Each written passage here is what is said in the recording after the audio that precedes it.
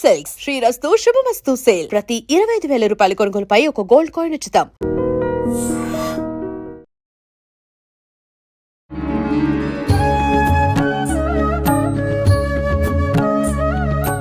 నమస్కారం, welcome to I dream.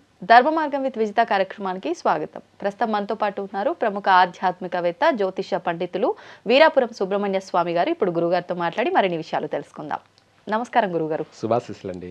మనకి నెలలో 2 ఏకాదశులు, మొత్తం సంవత్సరం అంతా చూసుకుంటే 24 ఏకాదశులు. కానీ విశేషంగా అంటే ప్రతి ఏకాదశి ప్రాముఖ్యతే, కానీ కొన్ని ఏకాదశులు మాత్రం చాలా విశేషమైనవి, పరమ పవిత్రమైనవిగా మనం మాట్లాడుకుంటాం. అలాంటి ఒక ఏకాదశి ఇప్పుడు వచ్చే ముక్కోటి ఏకాదశి. దీన్నే వైకుంఠ ఏకాదశి అంటారు. స్వామివారు ఉత్తరం వైపున చూస్తారు కాబట్టి ఉత్తర ద్వారం గుండా మనం వెళ్ళి స్వామిని దర్శించుకుంటే ఆయన అనుగ్రహం పరిపూర్ణంగా ఉంటుంది అంటారు. ఎందుకు ఇంత విశిష్టత ఈ ఏకాదశికి? మరి దాని గురించి వివరించండి. స్వామి అనుగ్రహం పొందడానికి విశేషంగా మనం ఏం చేయొచ్చో కూడా తెలియజేయండి. చాలా మంచి విషయం అడిగారండి. ఎందుకంటే ప్రజల్లో, భక్తుల్లో కొన్ని సందేహాలు, కొన్ని అపోహాలు. ఎందుకంటే ఇప్పుడు జనరేషన్కి, పెద్దవాళ్ళకి చాలా వరకు తెలుసు. ఇప్పుడున్న పిల్లలకి, జనరేషన్కి కూడా మనం మంచి మెసేజ్ అందించినట్టు అవుతుంది. ముక్కోటి ఏకాదశి అన్నది సర్వ జనావళి ఉచ్చరించే పదము. ముక్కోటి దేవతలంటే అందరూ కలిసి ఒక్కటైనటువంటి రోజు. దీన్నే మయసభ అనొచ్చు, మీటింగ్ అనొచ్చు, చర్చ అనొచ్చు. అంటే అన్ని లోకాలలో ఎక్కడ ఏం జరుగుతుంది, ఎక్కడెక్కడ ఏమేం జరుగుతుంది, ఏమిటి మంచి ఏమిటి, చెడు ఏమిటి, వీటిని అందరూ కూడా వీళ్లకు బ్రహ్మ, విష్ణు, మహేశ్వరులు, వీళ్ళకి అందరూ కూడా ఎక్కడెక్కడ లోకాలలో ఏమేమి జరుగుతున్నాయో అన్నీ కూడా చేరవేస్తారు. ఆ చేరవేసే రోజే ఈరోజు. వాటి గురించి చర్చించుకునే రోజే ఈ యొక్క ముక్కోటి ఏకాదశి. వాళ్ళ అవసరం ఉందా? ఎవరి అవసరం? దేవతల యొక్క, దేవుళ్ళ యొక్క అవసరం ఏమన్నా ఉందా? ధర్మ సంస్థాపనార్థాయ సంభవామి యుగే యుగే. ఎక్కడైతే ధర్మానికి హాని కలుగుతుందో, ఎక్కడైతే అధికమైనటువంటి నష్టాలు జరుగుతున్నాయో, ఎక్కడైతే చిన్నపిల్లలపైన, ఆడవాళ్లపైన అఘాయిత్యాలు జరుగుతున్నాయో, ఎక్కడైతే దేవాలయాలపైన, దేవుడిపైన కూడా దాడులు జరుగుతున్నాయో, అప్పుడు వాటిని సమూలంగా పరిష్కరించడానికి, సమూలంగా వాటిని శాశ్వతంగా నాశనం చేయడానికి ఈరోజే నిర్ణయం తీసుకుంటారు. ముక్కోటి ఏకాదశి రోజే. అప్పుడు అవసరం వచ్చింది అంటే వాళ్ళు మనుష్య రూపేణ, అంటే మనం చెప్పుకుంటుంటాం మనుష్య రూపేణ దైవం, మానవ రూపేణ మనిషే, ఆత్మే పరమాత్మ అంటాం కదా. మనలో ఉన్నటువంటి ప్రాణం ఆత్మ, పరమాత్మ. అలా వాళ్ళ యొక్క శరీరంలో భగవంతుని యొక్క అంశ, అదే ప్రాణం. ఆ ప్రాణమే దైవం. దైవ రూపేణ, దైవస్వరూపేణ, మానవ రూపేణ. ఆ మనిషి యొక్క శరీరంలోకి దైవాంశం అనేది ఒక వెలుగు ప్రవేశించింది కాబట్టి వాడే భూమి మీద ధర్మస్థాపన చేసి వెళ్తాడు. అప్పుడప్పుడు భగవంతుడు జన్మిస్తూ, అవతరిస్తూ ఈ యొక్క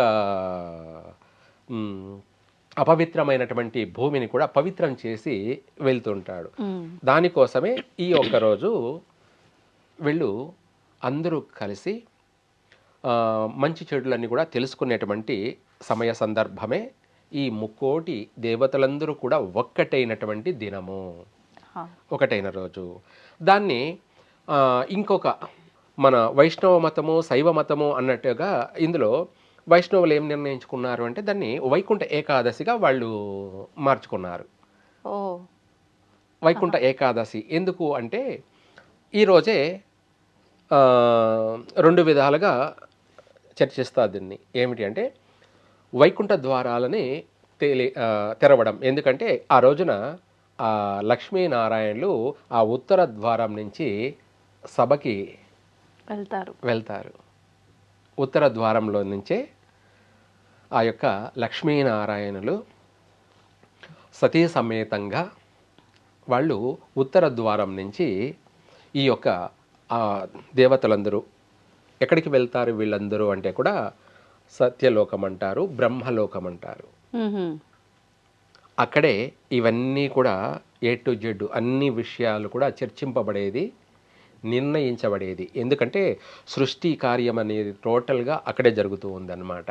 ఓకే. అంటే విధి రాత, తలరాత, అలాగే కర్మ అనే ఫలాలని, కర్మ అనే ఫలాలంటే చేసుకున్న వారికి చేసుకున్నంత మహాదేవ అన్నట్టుగా మంచి చేసే వాళ్ళకి మంచి, చెడు చేసే వాళ్ళకి చెడు అనేది నిర్ణయించబడేదంతా కూడా అక్కడే జరుగుతుంది. అందుకు శ్రీ లక్ష్మీనారాయణులు ఈ యొక్క ద్వారపాలకులు ఉన్నారు కదా, ఈ ద్వారపాలకులు ఈ యొక్క ఏకాదశి, రేపు మంగళవారం, రాబోయే మంగళవారం ఏకాదశి, ఆ రోజున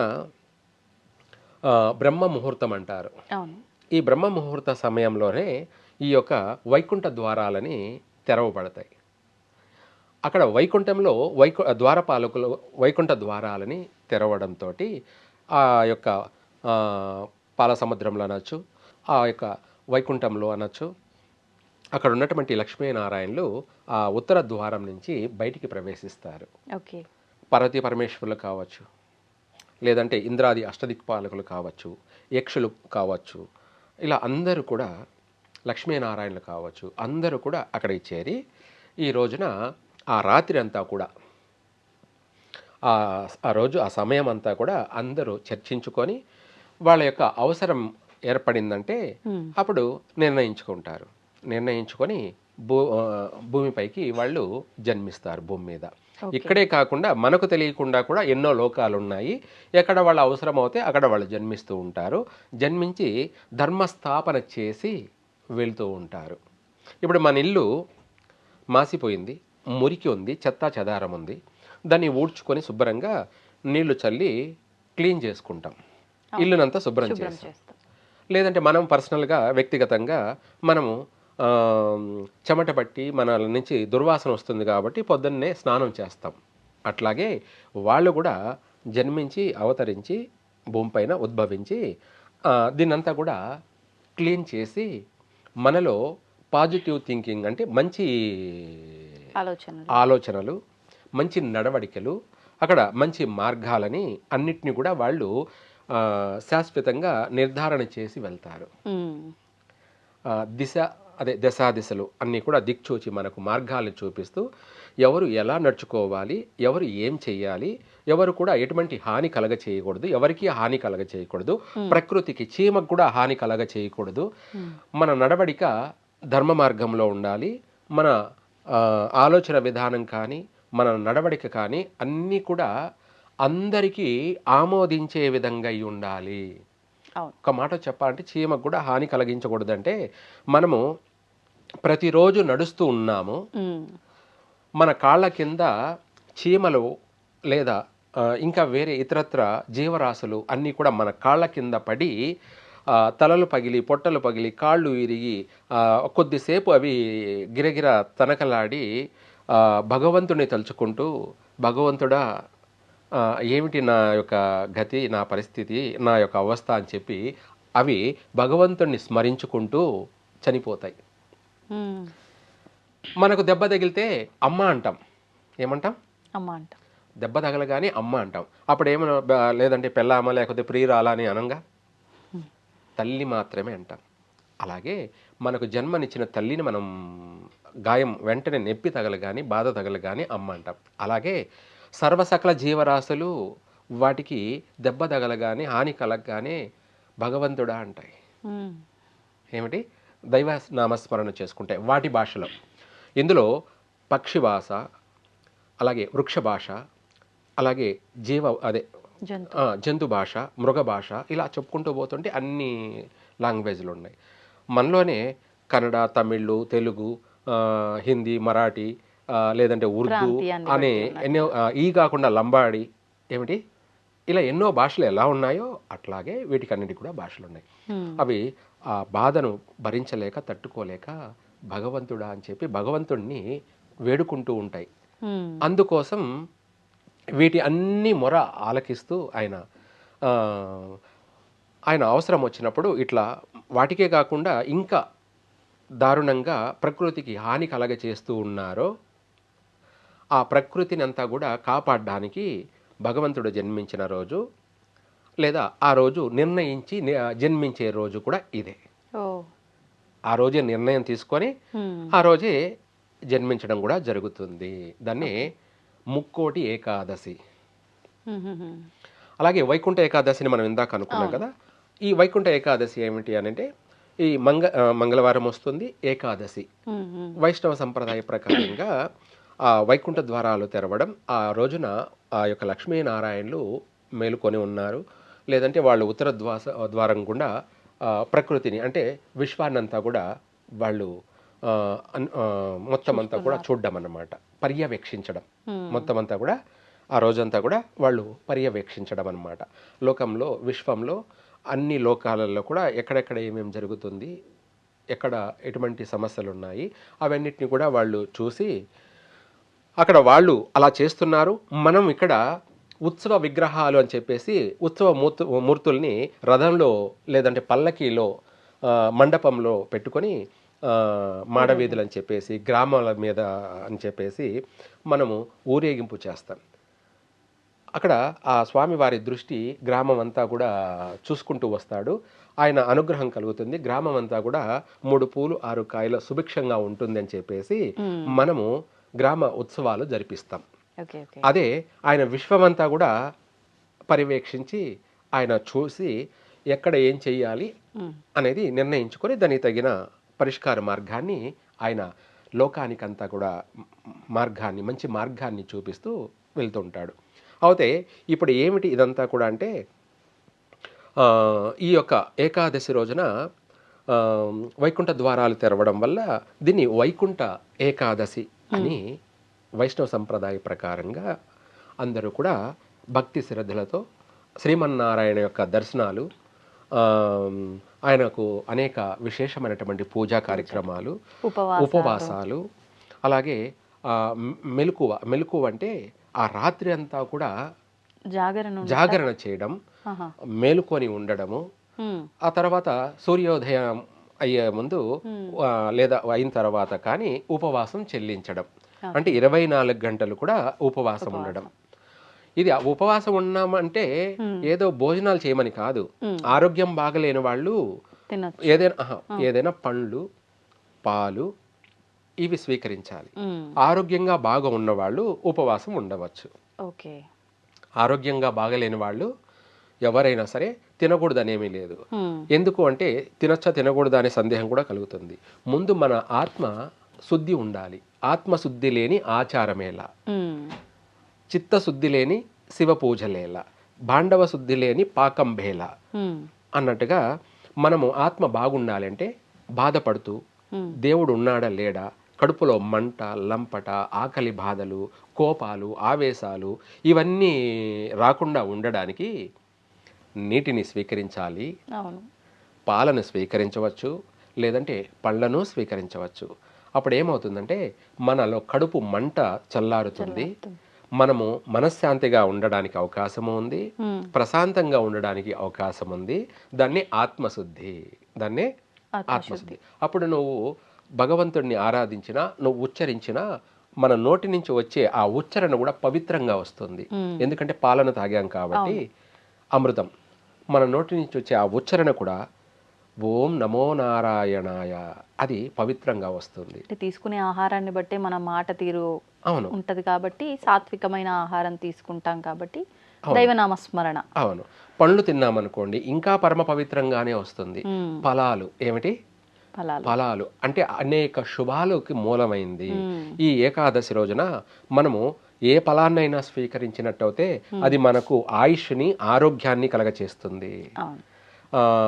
మనం భగవంతుణ్ణి ఏకాగ్రతగా భక్తి శ్రద్ధలతో ఆయనను మనము జపము, తపము, హోమము అనేక విధాల అనేక రూపాలలో కూడా మనము స్వామి మీద నిమగ్నమై ఉండడం వల్ల భగవంతుడు కూడా మెచ్చుకుంటాడు. మన అవసరం లేదు. ఏమిటి? మన అవసరం లేదు. ఎందుకంటే భూలోకమంతా కూడా భక్తి మార్గంలో నిమగ్నమై ఉన్నది, సన్మార్గంలో మునిగి తేలుతూ ఉంది. కాబట్టి మన అవసరం లేదు అని ఆయన సంతోషపడతాడు, అంతే కదా. అంతే. ఇప్పుడు ఇంట్లో నలుగురు ఉన్నారు, పిల్లలు తప్పు చేశారంటే తల్లిదండ్రులు బాధపడుతూ ఉంటారు, కోప్పడుతూ ఉంటారు. ఇంట్లో నలుగురు పిల్లలు బాగున్నారంటే తల్లిదండ్రులు ప్రశాంతంగా ఉంటారు, అంతేగా, మనశ్శాంతిగా ఉంటారు. అట్లాగే ఆ సాక్షాత్తు శ్రీమన్నారాయణుడే భూమి మీద ఉన్నటువంటి మానవులందరూ కూడా ఆయన నామస్మరణ చేస్తూ ఎవరికి ఎటువంటి హాని కలిగించకుండా భక్తి శ్రద్ధలతో వాళ్ళు దైవనామస్మరణలో మునిగి తేలుతూ ఉండడం వల్ల ఆయన సంతోషపడతాడు. ఆయన అవసరం లేదు, రావాల్సిన అవసరం లేదు. కాబట్టి ఇక్కడ పాపం ఎప్పుడైతే పెరిగిపోతుందో, ప్రకృతికి ఎప్పుడైతే మనము హాని కలగ చేస్తున్నామో, ఈ హాని ఏంటంటే ముఖ్యంగా స్త్రీలను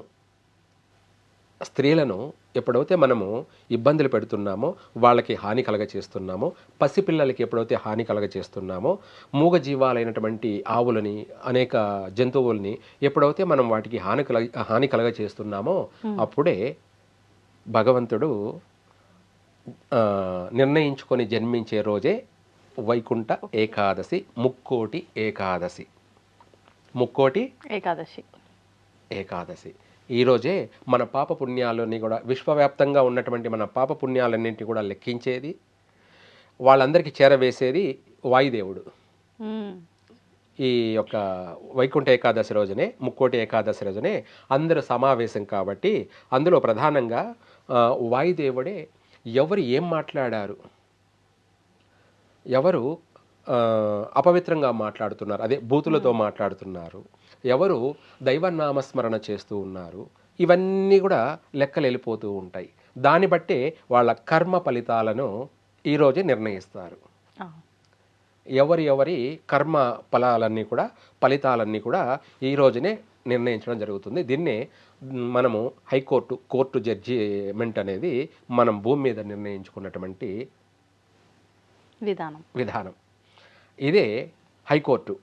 ఏమిటి? యూనివర్సల్గా హైకోర్టు. దాన్నే ముక్కోటి దేవతలు ఒక్కటైన రోజు ఏకాదశి రోజు, అది కూడా పుష్యమాసం, అలాగే శుద్ధ ఏకాదశి. ఈ రోజుతోనే సూర్యుడు కూడా నిర్ణయించుకొని ఉత్తరాయణంలోకి ప్రవేశించబోయేది. అవును. అలా ఈ యొక్క పండగ పరమ పవిత్రంగా, మేము చిన్నప్పుడు ఎంతో పరమ పవిత్రంగా తెల్లవారుజామునే తెల్లవారకసలకే నది దగ్గరికి కానీ, చెరువు దగ్గరికి కానీ, లేదంటే మడుగుల దగ్గరికి కానీ వెళ్ళిపోయి ఆ నీటిలో స్నానం చేసి, నీళ్లు వెచ్చగా ఉంటాయి, నీటిపైన పొగలు వస్తూ ఉంటాయి, మనము చలి అనే వరుకుతూ ఉంటాం. నీళ్ళలో మునిగిన తర్వాత చలి లేదు, గిలి లేదు. ఏమిటి? చలి లేదు, గిలి లేదు, వెచ్చగా ఉంటుంది. అప్పుడు ఆ తామర పువ్వులు ఉంటాయి, కలువ పువ్వులు, తామర పువ్వులు ఉంటాయి. ఈ ముక్కోటి ఏకాదశి రోజున ఆ తామర పూలు కలువ పూలతోటి అటు పార్వతీ పరమేశ్వరులకు కానీ, ఇటు లక్ష్మీనారాయణలకు కానీ ఆ అనేక పూలని, ఆ తామర కాడను కూడా మాలలాగా ఇచ్చదీసి వాళ్ళకు వేసి ఆనందించి తరించి పావనమైన రోజులు అన్నమాట మేము చిన్నప్పుడంతా కూడా. ఇప్పుడు వైకుంఠ ఏకాదశి అంటేనే ఎవరికి తెలియకుండా పోయింది. ఈ రోజు జనవరి 1 అంటేనే తెలుస్తుంది ప్రపంచవ్యాప్తంగా. మన భారతీయ సనాతనమైనటువంటి అతిపెద్ద పండగ ఏదైనా ఉంది అంటే 100% ఇవే. ఏకాదశి, వైకుంఠ ఏకాదశి, ముక్కోటి ఏకాదశి. భారతీయులు ఎవరైనా సరే, హిందువులు ఎవరైనా సరే ఈ యొక్క పండగ రోజు నిద్రపోకూడదు. నిద్ర ఒక రకంగా శివరాత్రి విధానమే ఇక్కడ కూడా ఆచరించాలి. మెయిన్ ఇదే, తర్వాతనే శివరాత్రి.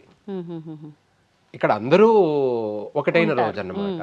ఒక మాటలో చెప్పాలంటే బ్రహ్మత్వం ఏమిటి కలిగిన ఎవరైనా సరే ఈ రోజున విశేషమైనటువంటి రాత్రి అంతా కూడా జపాలు, జపతపాలు, అనేక పారాయణాలు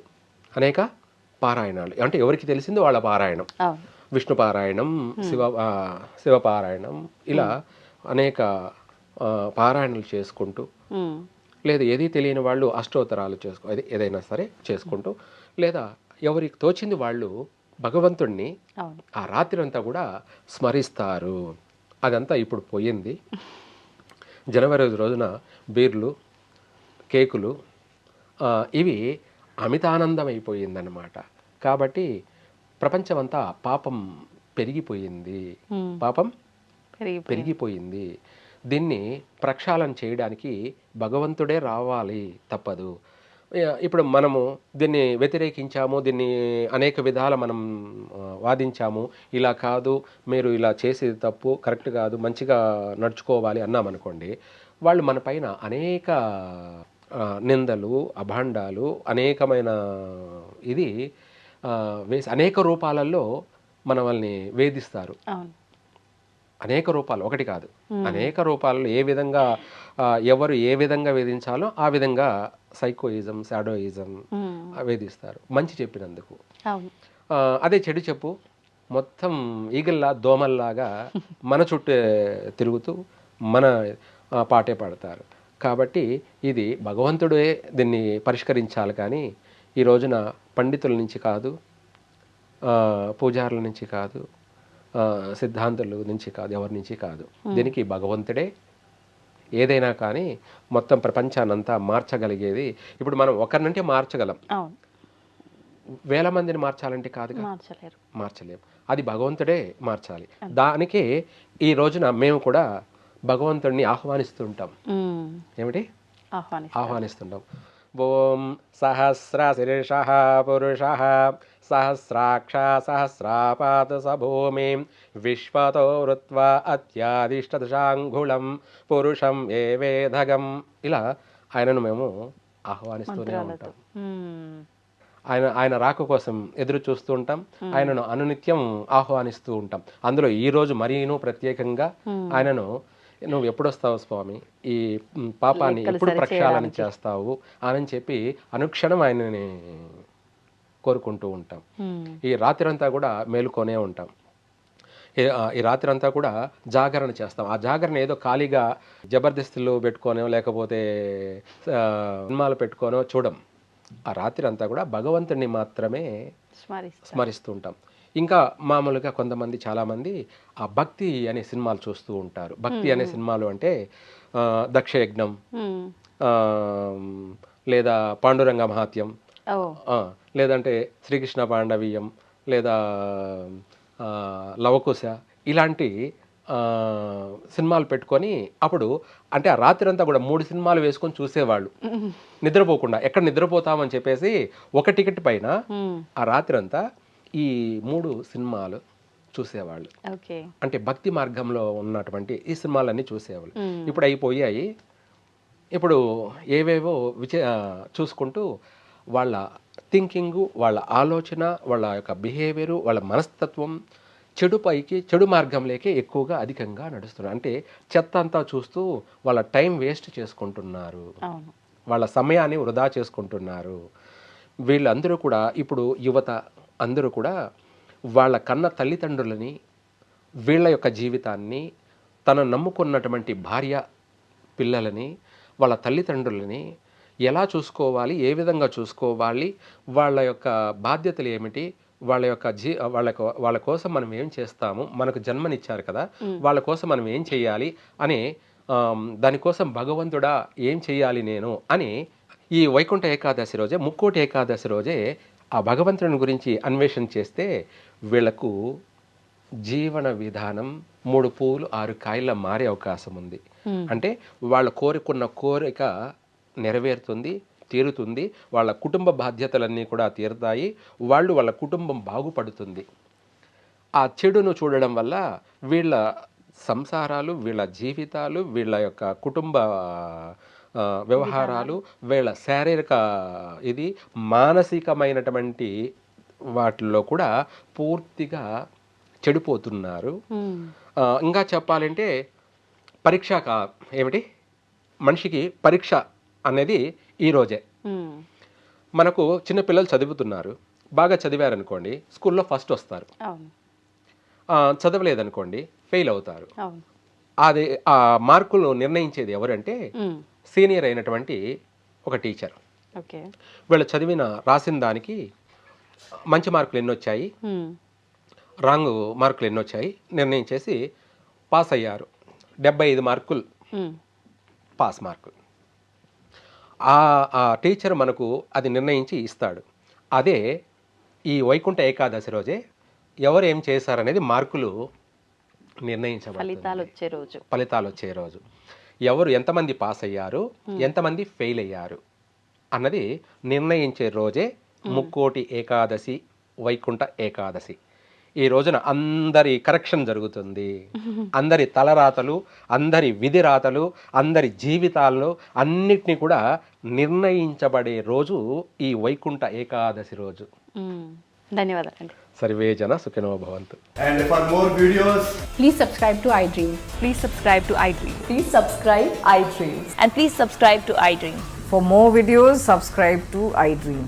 please like, share and subscribe to the channel. Congratulations, iDream. Subscribe to iDream. Subscribe to iDream. So subscribe to iDream Media. iDream की iDream team अंदर की huge congratulations. Please subscribe iDream Media. Please subscribe to iDream. Subscribe iDream. Please subscribe to iDream. iDream అంటే నా కళల ఛానల్ను subscribe చేసుకున్న నోరు తిరుగుతలేదు, మీరైతే గంట గుర్తు కొట్టండి. For more such videos, please subscribe to iDream. Subscribe to iDream. Please subscribe to iDream. Please subscribe iDream Media. Please do subscribe to iDream. Please subscribe to iDream Media. For best entertainment and information, please subscribe iDream. And don't forget to subscribe to iDream.